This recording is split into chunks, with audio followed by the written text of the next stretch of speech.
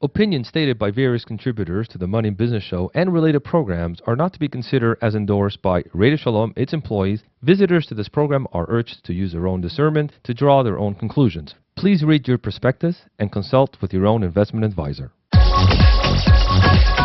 Live from the studios of Radio Shalom, 1650 AM in Montreal, Canada, the city of Joie de Vivre, the world capital of culinary variety, and the home of the Montreal Canadiens. This is the Money and Business Show with your host, Samuel Izerzer. Every week, Samuel and his guests discuss money, investments, financial services, and the world economy. Over the next hour, you can have your questions about business and personal finances answered. So call 514-738-4100 extension 200 to speak with Samuel and his guests. And now, here is the host of the Money and Business Show, Samuel Izerzer. Money, and business. Should a pipeline be built across the United States through the Canadian border to carry oil from the tar sands of Alberta to refineries in Texas? We're talking about a project of the northern leg of the Keystone XL pipeline to be approved by the State Department, and its fate lies with the President of the United States, Barack Obama, citing environmental concerns. While we have talked about the oil pipelines and gas issues like Shell, one of the issues that keeps coming up is the whole issue surrounding oil and gas development. It's consultation and communication by the industry and government with the local stakeholders, like the landowners, aboriginals, and environmentalists. It seems to me and others that the industry and governments are always on the defensive and reactive rather than being proactive when it comes to communications and consultation with the stakeholders regarding oil and gas developments. Obviously, with the Idle No More movement, one of the key issues is communications. Even the Green Party of Canada is encouraging Canadians to engage in an informed and helpful discourse on Indigenous rights and fundamental Canadian values of sustainable development, peace, freedom, equality for all Canadians. The Green Party says the Idle No More movement is an opportunity for people in Canada to join in solidarity on key issues like the protection of water and provision of clean drinking water for all in its country. It is creating awareness of how Canada is exposing us to the free-for-all through the Foreign Investment Promotion and Protection Act, FIPA, with China. Foreign Investments Promotion and Protection Act undermines sovereignty at all levels and infringes on the treaties with the First Nations, said Elizabeth May, MP for Saanich Gulf Island and leader of the Green Party of Canada. My name is Samuel Izerzer, your host to the Money and Business Show on Radio Shalom, CJRS 1650 AM. Thank you for tuning in live with our business studios headquarters in Montreal, the financial capital and the home of the greatest hockey team, the Montreal Canadiens. We have another great show for you today, and as always, you can call if you have any questions, comments, or criticism on today's topic. Please call us directly at 514-738-4100 extension 200, or email me at moneyandbusinessshow@gmail.com. Again, I'll repeat it, moneyandbusinessshow@gmail.com. If you have any inquiries, you can also visit our website, the 3ws.radio-shalom.ca. All our shows are archived there, and you can take a look and download the shows. They are all very good shows today. Today, our topic is oil pipelines and communications with the public. Today in our program, we have Mr. Rick DeWolf, is a professional engineer and independent energy consultant. Rick has been consulting to most sectors of the oil and natural gas industry for over 20 years. While being involved in the oil and natural gas industry for nearly 35 years, Rick has noted energy consultants which considerably experience respecting oil, liquid, and natural gas pipelines in Canada and the U.S. Development issues related to the new and proposed oil and natural gas pipelines, regulatory and legislative issues related to development and operations. He also rates tolls and tariffs analysis and designs, including the development of revenue requirements and tolling models, cost allocation, affiliated transfer pricing, transportation and storage portfolio evaluation. Rick has also testified before the NEB on numerous occasions related to the construction and economics related to the major energy pipelines in Canada. Hello, and how are you, Rick? I'm doing well. And welcome back to our program, Rick. Sure. Did you watch the Barack Obama the inauguration speech on Keystone XL pipeline, and what are your thoughts? Well, I guess I would like to see it fully approved at the federal level in the U.S. It's been approved by the state of Nebraska, is that right? Well, that was really one of the challenging aspects in what was referred to by the Obama administration last year when they decided they needed more information. But the recent comments by the administration in the U.S. has said that, it may be after the first quarter of this year. So the sooner the better. Rick, what was Barack Obama's major issue last year for not endorsing Keystone XL pipeline? Well, I think last year it was really an election issue. It was something where Obama's, I would say, its environmental support for his reelection, and because of the Nebraska did not support it at the time, and TransCanada had to refile its application with a different group. Richard, in your view, are pipelines safe overall, and is it the safest way for transportation of oil and gas?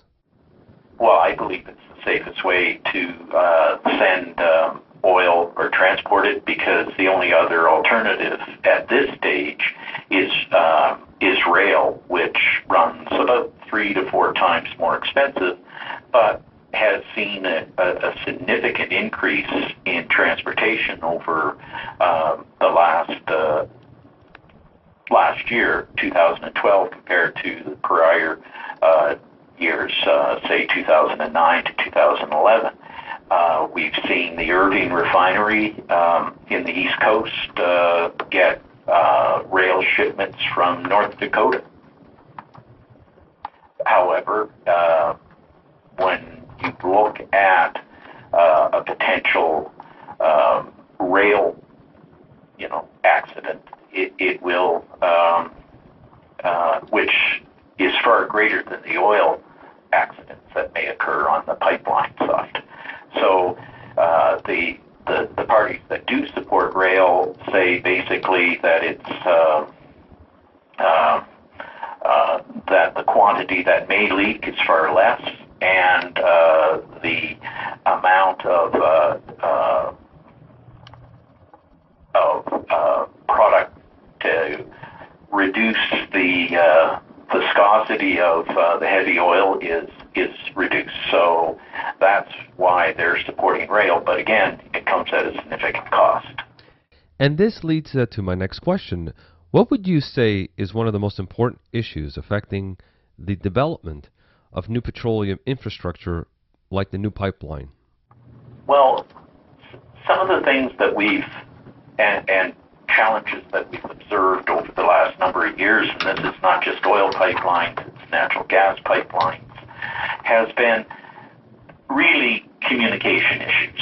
And part of the area that we've seen is the oil industry, the government, all seems to end up being behind the 8 ball in a defensive mode, as opposed to being proactive and making sure that that people fully understand what a new project is entitled, or what it means.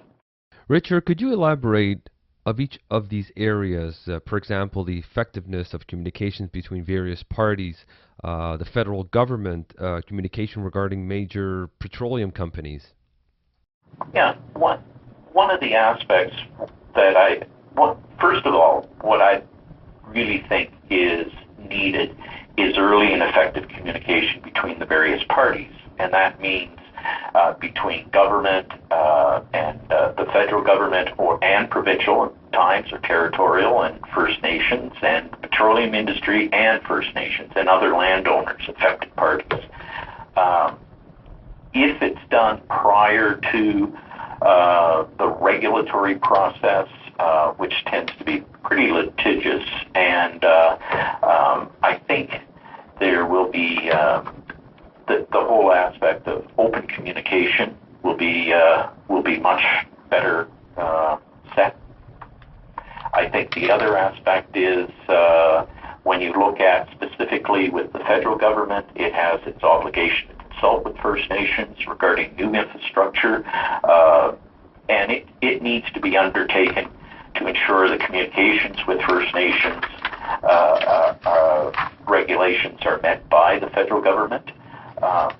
There remains at this time a lot of land claims in areas where new pipelines are being proposed, and so it's really key that these land claims and issues be resolved so that pipelines can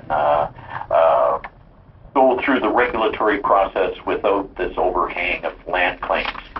I also think the industry really needs some effective early communication regarding new infrastructures, particularly the pipelines, and they need to meet with First Nations and other landowners that may be affected prior to the announcement of a new project.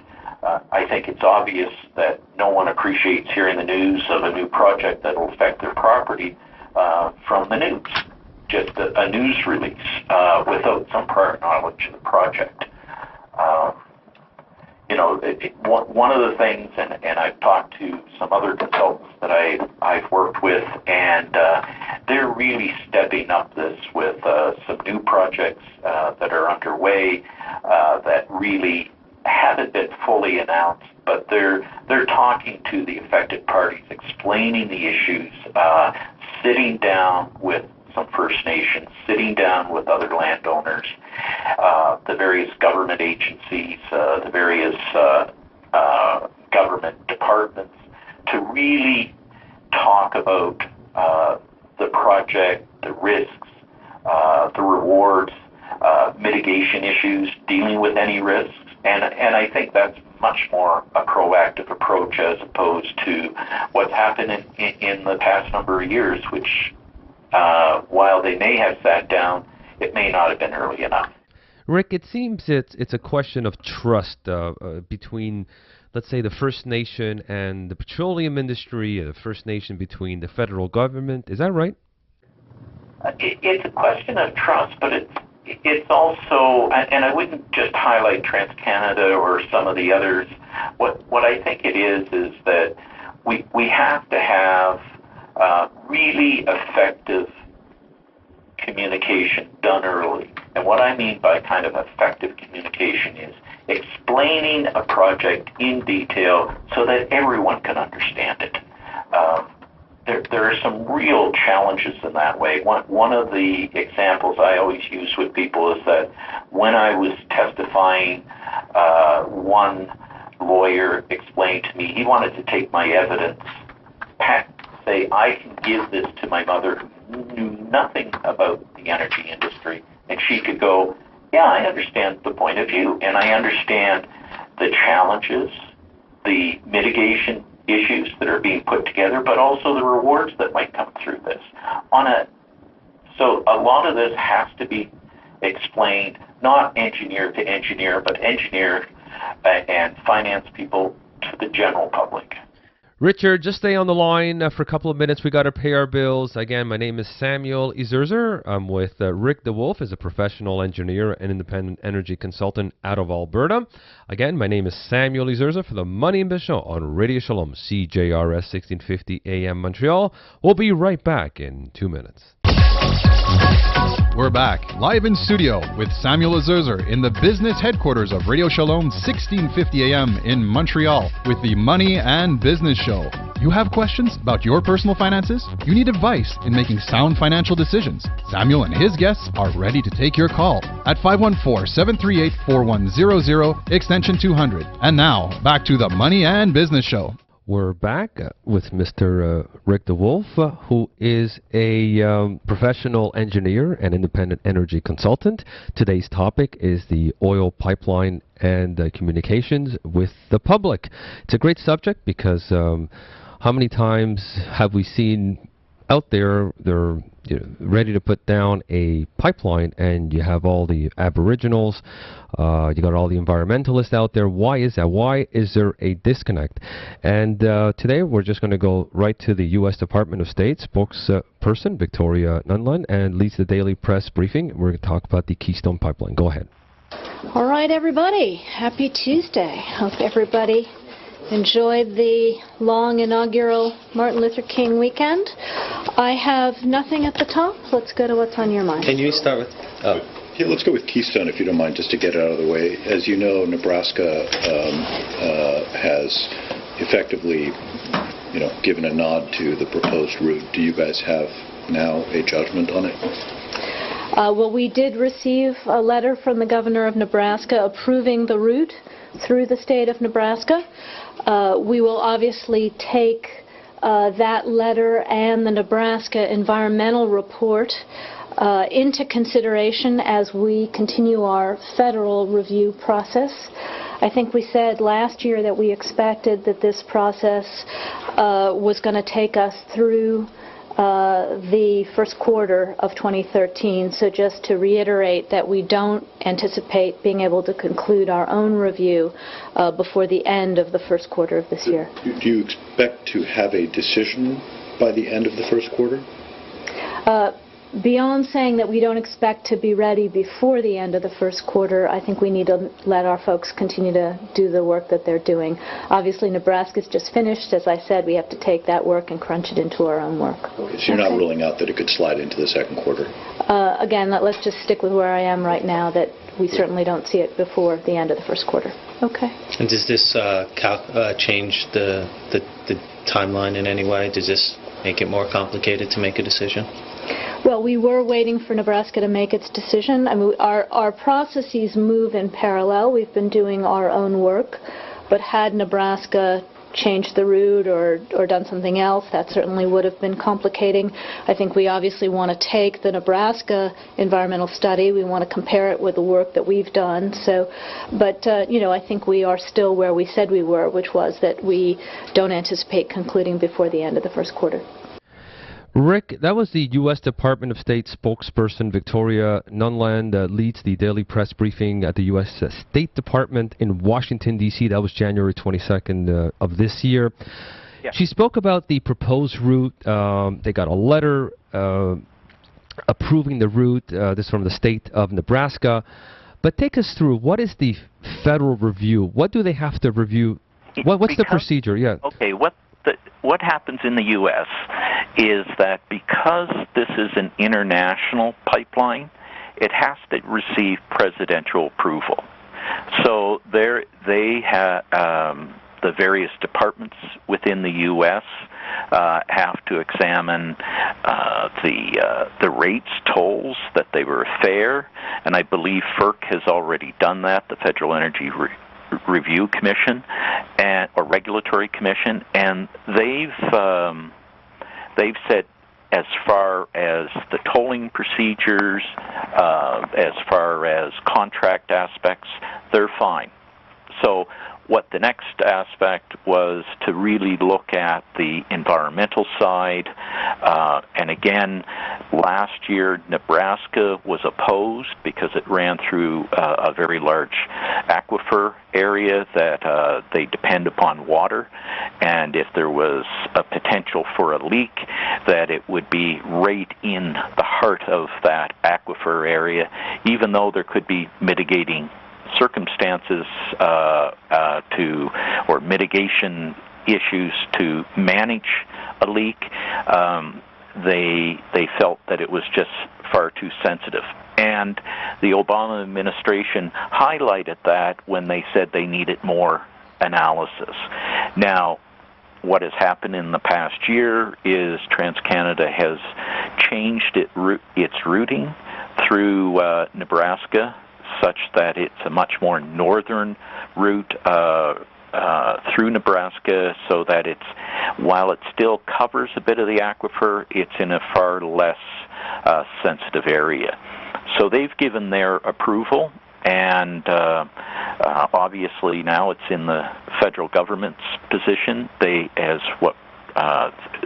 was spoken in that interview.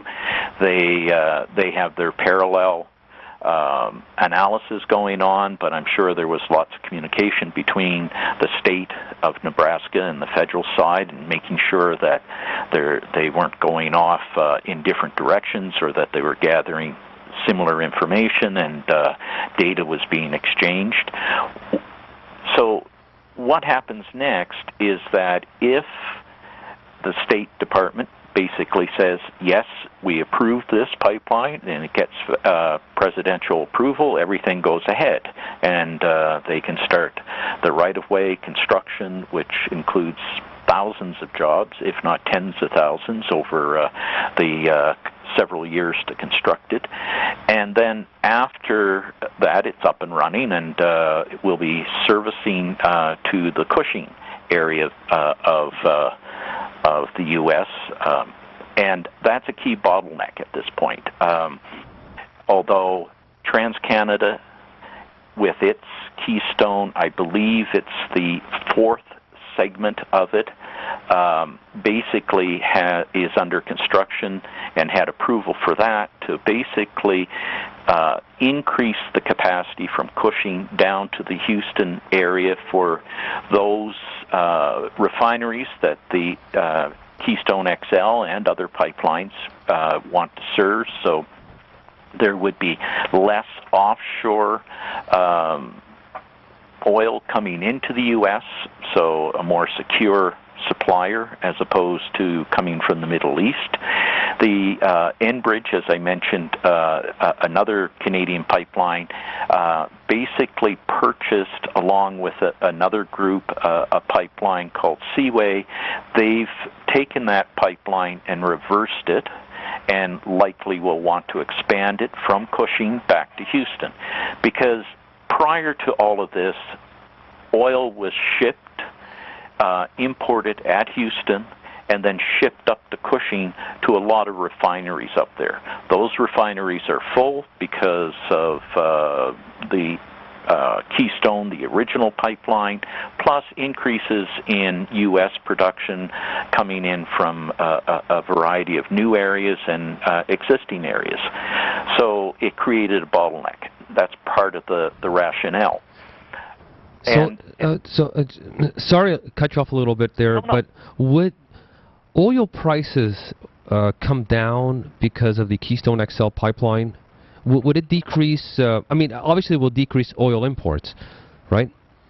Well, the prices, basically, there are three major price sources. I'm going to take aside the Middle East. There's Brent crude, there's West Texas Intermediate, which is basically at Cushing. That's the reference point. So, and there's also the Western Sedimentary Basin pricing. Now, what's happened is there has been a increase in the spread between Brent and WTI, partly because Brent is has more customer areas that are being put together in that area, so it's a much more, the liquidity in that area is greater. WTI, because of some of these bottlenecks, has been discounted. But the biggest discount is between WTI and the Canadian oil price. And what's happened there is because we have more oil than we have pipeline capacity. And because of that, it's simple economics in that if you've got an oversupply and you can't get that supply to market, you're going to end up with a discount. So, Rick, how do we get that spread to narrow?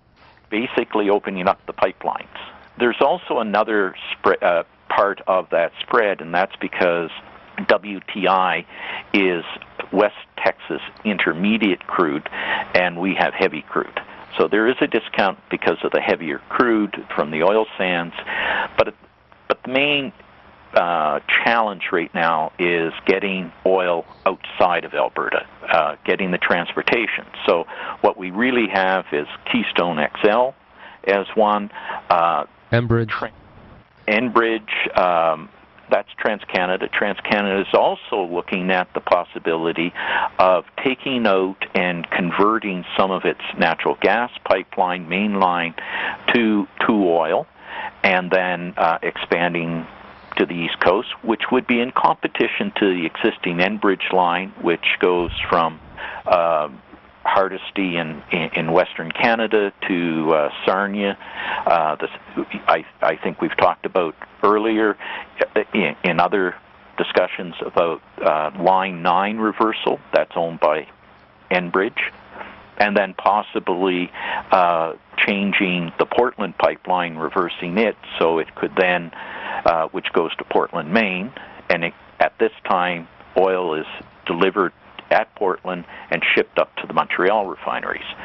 So then it would hit the seaboard, and whether you build a pipeline through New Brunswick, that's all up in the air, and it'll probably end up with the same environmental issues and other challenges. We're also got Enbridge's Gateway project, which seems to be, that's one of the ones that has some of the greatest opposition, both through the environmental side and Aboriginal issues, and there is a current review process that is underway, being done kind of being handled by the National Energy Board, but in conjunction with the environmental agencies. The other one is Trans Mountain Pipeline, which is owned by Kinder Morgan, and it's looking to be expanded and has submitted its application. Earlier this week, I believe the federal government was postulating that if Enbridge is denied, the TransCanada Keystone XL, maybe there, or Enbridge Gateway, there would be possibility of either building a pipeline or rail system to Churchill in Manitoba and shipping from Churchill. Perhaps, if you are visionary, would actually be, instead of the Mackenzie Delta pipeline coming down, you reverse it and it goes north. There's an existing oil line that goes to Norman Wells. You would build from Norman Wells up to Tuktoyaktuk and ship from there, or you again look at an oil line that would go up to Alaska and interconnect with the existing Alyeska pipeline. Rick, we're going to be taking a commercial. That's Rick DeWolf, is a professional engineer and independent energy consultant. Today our topic is oil pipelines, communications with the public. My name is Samuel Izerza for the Money and Business Show on Radio Shalom, CJRS 1650 AM in Montreal. We'll be right back in 2 minutes.